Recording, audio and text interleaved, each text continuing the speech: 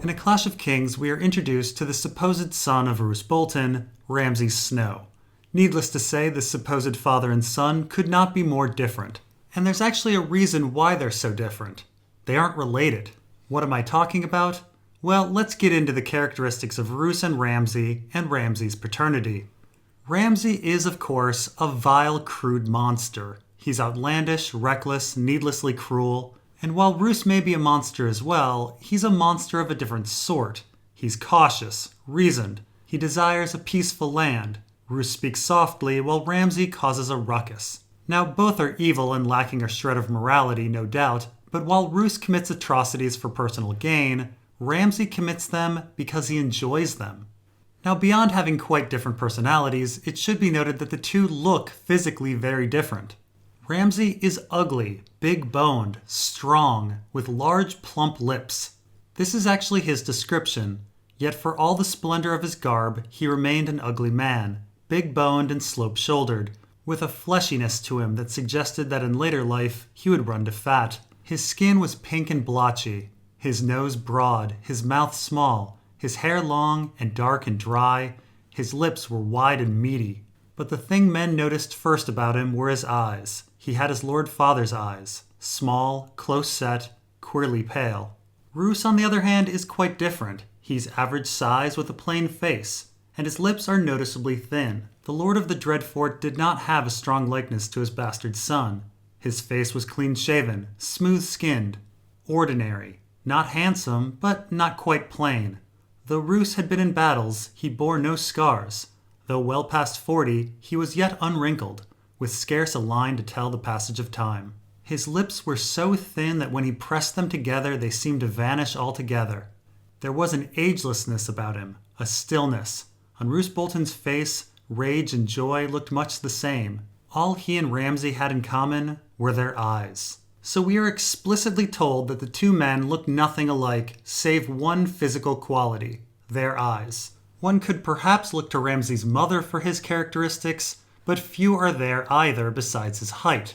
This is her description. She was a tall, willowy creature, very healthy looking, long legs and small, firm breasts, like two ripe plums, pretty in a common sort of way. So somehow Ramsay ended up large and ugly when neither of his supposed parents were that. So given Ramsay's description, why does Roose even assume that this bastard is his son? Well, according to Roose, he raped a woman and later she showed up with baby Ramsay. This is the tale. I was hunting a fox along the weeping water when I chanced upon a mill and saw a young woman washing clothes in the stream. The old miller had gotten himself a new young wife, a girl not half his age. The moment I set eyes on her, I wanted her. Such was my due. The maesters will tell you that King Jaehaerys abolished the lord's right to the first night to appease his shrewish queen. But where the old gods rule, old customs linger. This miller's marriage had been performed without my leave or knowledge. The man had cheated me, so I had him hanged and claimed my rights beneath the tree where he was swaying. A year later, this same wench had the impudence to turn up at the Dreadfort with a squalling, red-faced monster that she claimed was my own get. I should have had the mother whipped and thrown her child down a well, but the babe did have my eyes. She told me that when her husband's brother saw those eyes, he beat her bloody and drove her from the mill. That annoyed me, so I gave her the mill and had the brother's tongue cut out, to make certain he did not go running to Winterfell to tell tales that might disturb Lord Rickard. Each year I sent the woman some piglets and chickens and a bag of stars on the understanding that she was never to tell the boy who had fathered him. Now it should be noted that Roose says it's been a year when his rape victim shows up with the baby. However, it also sounds like she's just been driven from the mill, which would make the baby a newborn. Women's pregnancies don't last a year. But maybe Roose is rounding up and it's only been 9 months. Still, why is this baby crying so much? Newborns don't cry as much as older babies and usually stop crying if their needs are met. Now, as a reader, we dismiss this crying because Ramsay is so horrible that we just assume that he was an annoying, fussy baby. But I do find it curious that this mother is incapable of quieting her child. Is she perhaps not lactating and unable to feed her child? Keep in mind, this woman has come to Roose looking for a handout. And in the end, Roose complies. He gives her a mill, food, and a stipend. But what makes us think that this isn't some sort of scam? Raping a woman one time is unlikely to produce a child. So what makes us think that this baby isn't just some other random baby that the woman has borrowed for a day? In fact, Roose's first instinct is that this is a scam. He first wants to punish the woman and kill the baby. That is, until he sees the eyes.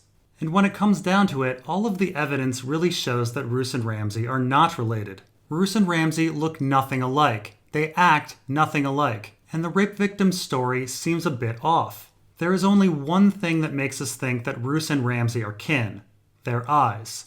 But isn't that proof enough? It was proof enough for Roose. What should we make of these eyes? Don't they prove Ramsay as Roose's son? Well, no. As it turns out, these eyes are ironic. They don't prove Roose's paternity at all. What am I talking about? Well, let's talk about Roose's eyes. By all accounts, Roose's eyes are strikingly unusual. Kat thinks his eyes are curiously pale, almost without color. Jaime thinks they're pale as the morning mist, concealing more than they told. Paler than stone, darker than milk, the eyes unnerve Jaime. And Theon thinks the eyes look like ice or two white moons. They unnerve Theon as well. He thinks them sharper than a flaying knife. Now it should be noted that Ramsay's eyes are pale. They're even described as pale pale and queerly pale. But we never get a dramatic description of them as we do with Roose's. In fact, Roose's eyes are specifically called paler than Ramsay's eyes. So Roose's eyes are extremely pale, almost white. And Ramsay's eyes are pale as well, though not as pale as Roose's. So what should we think of these eyes? Are these eyes magical? Are they the eyes of monsters? Do they have other blood in them? Who knows, but we don't need to go into mysticism for an answer. Because as it turns out, having extremely pale eyes is not inhuman. We have it in our world. It's called ocular albinism, or Nettleship Falls syndrome. It essentially boils down to being an albino in just the eyes. And it should be noted that our author loves writing about albinos. Bloodraven is an albino. Ghost an albino. The Ghost of High Heart an albino. Even the Rat Cook after his transformation is an albino. And albinos appear in a bunch of our author's previous work, including The Armageddon Rag and Dark Dark Were the Tunnels. It's all likely an homage to Elric, the protagonist of Michael Moorcock's work that so much of Ice and Fire is derived from. So Roose and perhaps Ramsay have ocular albinism. Who cares? It's genetic and passed down, right? Well, here's the thing that's so wonderfully fitting about ocular albinism and Roose's determination of paternity. Ocular albinism is genetic. It is passed down. Exclusively on the X chromosome. This means Roose, being a male, could have only given Ramsay, being a male, a Y chromosome. Roose's ocular albinism could only be passed to daughters, and Ramsay, if he even has ocular albinism, could have only inherited it from his mother. The connection between Roose and Ramsay, their one and only similarity, is a lie. Ramsay is probably just some random baby who has pale eyes or the same condition. That's it. In fact, the reality of the situation is that Ramsay's eyes are pale, but not as pale as Roose's striking eyes. In fact, lots of characters have pale eyes. Ilyn Payne has pale eyes. Sam has pale eyes. John Connington has pale eyes. But Roose has strikingly inhuman pale eyes that are talked about poetically. And if we set aside the eyes, all of the other evidence about Ramsay, his large size, his plump lips, his ugly face, it all seems to point to the fact that Roose Bolton was in fact duped. He is not the father. And so, what implications does this have on the story? Well, none, really. No one is likely going to figure out the ruse or come to an understanding about Mendelian genetics. It's just simply ironic that Roose has been going through quite a bit of trouble dealing with Ramsay, who he thinks is his son based on an inherited eye color, when Roose's eye color could not have been inherited by Ramsay. It also makes us reinterpret various aspects of the story. Ramsay shouldn't have an obsession with flaying. He's not a Bolton. And the wedding between Ramsay and Jane Poole is now twice as much a farce. Jane Poole is no Stark, Ramsay Snow is no Bolton. It also makes Theon's interaction with the Miller's boys in A Clash of Kings a bit more interesting. This mill is not to be confused with Roose's mill, though our author makes a number of parallels between the two Miller's wives. What's important to remember is that Theon was sleeping with the Miller's wife, leaving open the possibility that a highborn bastard was living a life secretly as a Miller's son. And because of that secret, Theon ends up killing the boy. He ends up killing his own son. Or at least he fears he has, as he's riddled with nightmares afterwards, and absolutely hates being called Kinslayer. Ramsay's life is the inverse. Ramsay is probably a miller's son living a life as a highborn bastard. And because of that secret, Roose doesn't kill him. He doesn't kill him because he thinks this boy is his son. Anyway, that's about all there is to say about this little theory. Once again, I'm probably wrong about half of this. Thanks for watching, and we'll see you next time.